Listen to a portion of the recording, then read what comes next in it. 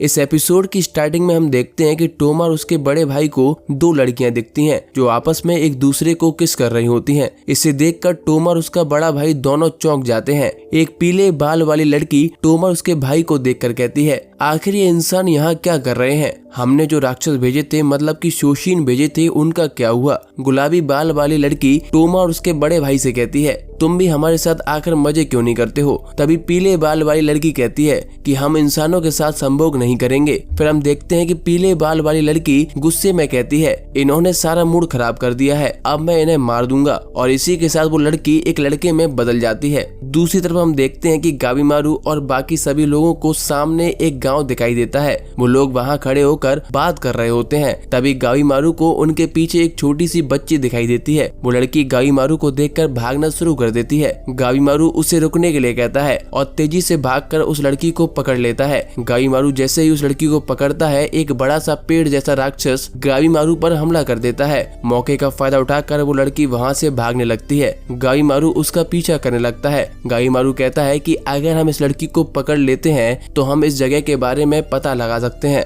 गावीमारू उस राक्षस को किक मारता है, जिससे वो राक्षस सेंटा और यूजिराहा के पास जाकर गिरता है। सागिरी भी गावीमारू के पीछे चली जाती है। वो राक्षस वापस से खड़ा होकर सेंटा और यूजिराहा पर अटैक करने के लिए तैयार हो जाता है। यूजिराहा सेंटा का चश्मा निकालकर उससे कहती है, मैं नहीं चाहती तुम मेरे जुत्सु में आ जाओ। यूजिराहा तभी एक छोटी सी बोतल निकालती है और उससे थोड़ा पानी पी लेती है। हम आगे देखते हैं कि यूजिराहा की पूरी बॉडी से पसीने आने लगते हैं। यूजिराहा आगे कहती है, मैं बस देखना चाहती हूँ कि मेरे निंजुत्सु राक्षसों पर काम करते हैं या नहीं। इसके बाद हम देखते हैं कि वो बच्ची बहुत आसानी से जंगल में भाग रही होती है। गावीमारू उस लड़की के पास जाकर उससे कहता है कि जरूर तुम यहाँ पर पहले से रह रही हो, तभी तुम इतनी आसानी से यहाँ पर भाग पा रही हो। तभी वो लड़की बड़ी आसानी से गावीमारू को उठाकर पटक देती है। ये देखकर गावीमारू बहुत ज्यादा चौंक जाता है कि इतनी छोटी लड़की इतनी स्ट्रॉन्ग कैसे हो सकती है।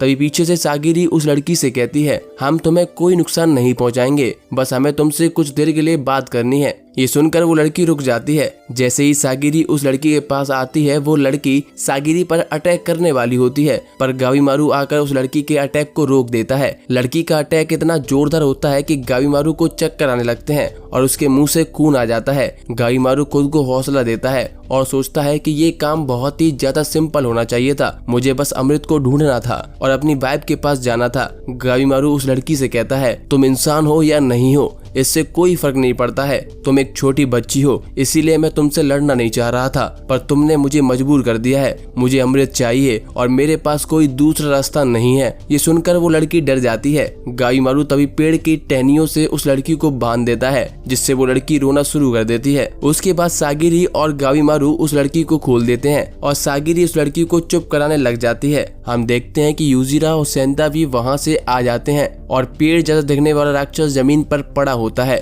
सागिरी कहती है कि जब तक ये बच्ची रोना बंद नहीं कर देती, तब तक हम उससे कुछ नहीं पूछ सकते हैं। तभी पेड़ जैसा दिखने वाला राक्षस बोलता है, प्लीज उस लड़की को मुझे दे दो।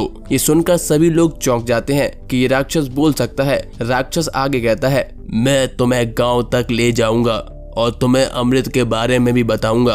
पर यूजिराहा कहती है, उस लड़की से पूछना ज्यादा सेफ लग रहा है। वो राक्षस कहता है, हमारे पास खाना भी है, जिस पर यूजिराहा फिर से मना कर देती है। उसके बाद राक्षस कहता है, हमारे पास नहाने का बंदोबस्त भी है, जिस पर यूजिराहा मान जाती है। अगले सीन में हम देखते हैं कि सभी लोग एक गांव में जाते हैं, जहां पर घना कोहरा होता है और सभी घर टूटे फूटे होते हैं। यूजिराहा कहती है कि यह गांव बहुत ही भूतिया लग रहा है, क्या यहाँ पर कोई नहीं है? जिस पर राक्षस कहता है, 1000 साल पहले ये जगह बहुत अच्छी हुआ करती थी। उसके बाद सभी लोग उस राक्षस के घर के अंदर चले जाते हैं, जहाँ पर सभी चीजें बहुत पुरानी होती हैं। गावीमारू सोचता है कि ये चीजें एकदम सही हालात में है। क्या सही में ये चीजें इतनी पुरानी हैं? जिस पर राक्षस कहता है, मैं कभी झूठ नहीं बोलता हूँ। गावीमारू कहता है कि मेरे पास तुम्हारे लिए कुछ सवाल हैं। तभी यूजिराहा कहती है, ये बातें हम बाद में करेंगे, सबसे पहले मुझे नहाना है। अगले सीन में हम देखते हैं कि यूजिराहा नहा रही होती है। सेंटा और गावीमारू बाहर खड़े होते हैं। सागिरी भी नहाने के लिए अंदर चली जाती है।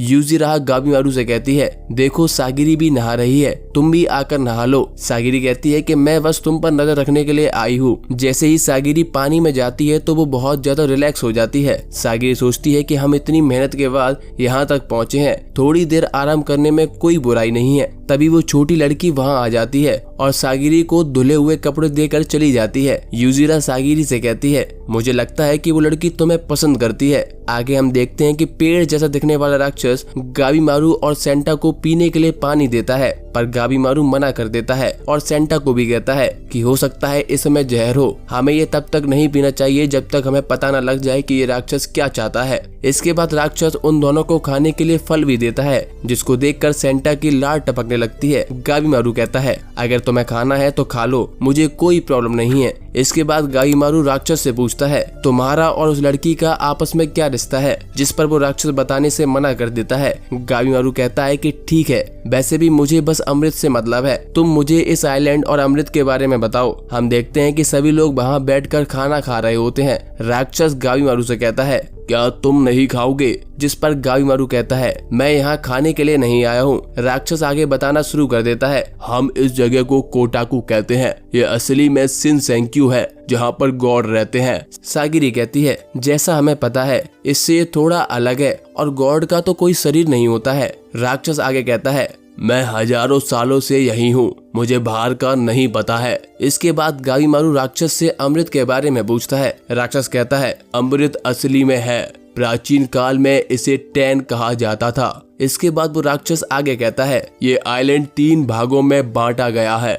सबसे पहले भाग को ईसू कहते हैं, जहाँ पर जंगल है। दूसरा यानी बीच का भाग, जिसको होजो कहते हैं, जहाँ पर यह गांव बना हुआ है। इसके बाद इस आइलैंड के बीच वाला भाग को होराई कहते हैं, जहाँ पर अमृत मिलेगा। ये सुनकर सेंटा खुश हो जाता है। यूजरा कहती है, मतलब जंगल में अमृत खोजने का कोई फायदा नहीं है। गाबीमारू मन ही मन सोचता है कि अमृत असलियत में है, यानी मैं अपनी वाइफ के पास लौट सकता हूँ। गाबीमारू आगे पूछता है, ये बताओ तुम्हारे पास कोई प्रूफ है कि अमृत असलियत में है? जिस पर राक्षस कहता है, तुम जब एक बार टेंशन से मिलोगे तुम मेरी कई बातों पर शक करना छोड़ दोगे। अगली सीन में हम देखते हैं कि टोमा और उसका भाई टेंशन यानी पीले बाल वाली लड़की जो लड़का बन चुकी होती है उससे लड़ रहा होता है। टोमा और उसका बड़ा भाई उसकी आधी बॉडी काट देते हैं, पर वो वापस से रीजनरेट हो जाती है। यह देखकर दोनों लोग चौंक जाते हैं।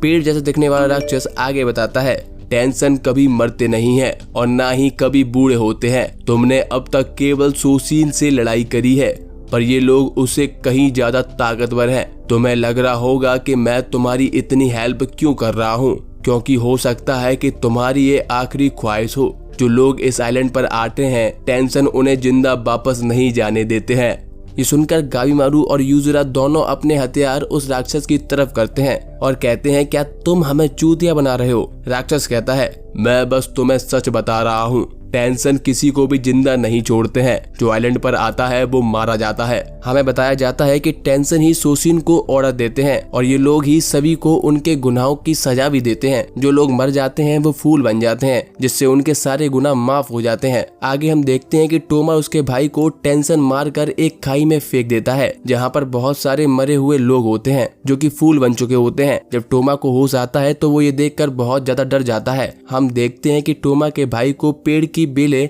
आकर जकड़ लेती हैं। टोमा उन्हें हटा रहा होता है, तभी टोमा के बड़े भाई को भी होश आ जाता है। राक्षस आगे बताता है, जो लोग फूल बन जाते हैं अमृत यानी टैन को उससे ही पावर मिलती है। यूजरा कहती है, जरूर ये एक कहानी है। जिस पर राक्षस अपना हाथ तोड़ देता है और उसका हाथ वापस से रीजनरेट होता है। राक्षस कहता है, मैंने भी अमृत पिया है। ये देखकर सेंटा चौंक जाता है। गाबीमारू अपनी तलवार उस छोटी बच्ची की तरफ करते हुए कहता है, क्या ये लड़की भी तुम्हारी तरह है? जिस पर वो लड़की डर जाती है। राक्षस कहता है, तुम मानो या ना मानो, ये जगह शिनसेंक्यू है। तुम यहाँ से बाहर जाओगे या नहीं, ये गॉड के ऊपर निर्भर करता है। अगले सीन में हम देखते हैं कि गाबीमारू नहाने के लिए जा रहा होता है। उसके साथ सागिरी भी होती है। गाबीमारू कहता है कि हमें अमृत के बारे में नई जानकारी मिली है, पर ये थोड़ी झूठी भी लग रही है। सागिरी सोचती है कि उस राक्षस ने उसका नाम हो को बताया है। ये राक्षस और लड़की यहाँ पर 1000 साल से हैं। सागिरी कहती है, मुझे नहीं लगता कि वो लोग झूठ बोल रहे हैं, पर मैं उनकी सारी बातें सच भी नहीं मान सकती हूँ। गाबीमारू कहता है कि टेंशन के बारे में जो बताया गया है वो पूरा सच नहीं लग रहा है।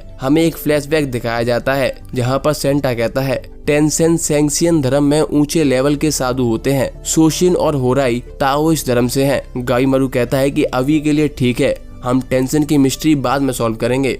गाबीमारू जैसे ही नहाने के लिए जाता है, वहाँ पर छोटी बच्ची नहा रही होती है। वो गाबीमारू को देखकर रोने लगती है। सागिरी कहती है कि वो लड़की नहा रही है, तुम अंदर क्यों चले गए। गाईमारू कहता है कि हमारे गांव में सभी लोग साथ में ही नहाते हैं। हम देखते हैं कि उस छोटी बच्ची के पीठ पर एक बड़ा सा चोट का निशान होता है। सागिरी उस बच्ची को देखकर सोचती है यहाँ पर सभी चीजें हैं, फिर भी ये लड़की इतनी गंदी दिख रही है, इसे नहीं पता कि इन चीजों को कैसे यूज करना है। इसके बाद सागिरी उस लड़की को अच्छे से नहलाती है और सिखाती है, जिससे वो लड़की और ज्यादा सुंदर दिखने लगती है। गाईमारू सोचता है कि हमारे पास इन चीजों का समय नहीं है। गाईमारू नहाते समय अपनी वाइफ को याद करता है। गाईमारू को नहाना पसंद नहीं होता है, पर उसकी वाइफ उस पर जबरदस्ती पानी डाल देती है। गाईमारू कहता है कि नहाने के बाद ऐसा लगता है कि मेरी लड़ाई करने की स्किल्स खत्म हो गई हैं। गाईमारू की वाइफ कहती है तुम्हें थोड़ा आराम भी कर लेना चाहिए, वरना असली लड़ाई के समय तुम तैयार नहीं रहोगे। गाईमारू अपनी वाइफ से कहता है तुम अपनी चोट का निशान अपने बालों से मत छुपाया करो, तुम वैसे ही बहुत ज्यादा सुंदर लगती हो। जिस पर उसकी वाइफ उसे शुक्रिया कहती है।